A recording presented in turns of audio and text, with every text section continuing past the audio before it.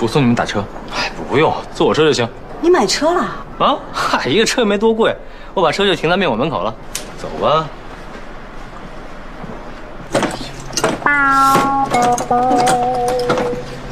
车不错，可爱。嗨，这车就是我在网上淘的二手，看着旧了点，但其实特好用，你看见？行，哎，这车载重应该刚好够咱们两个，我骑慢点。来，上车。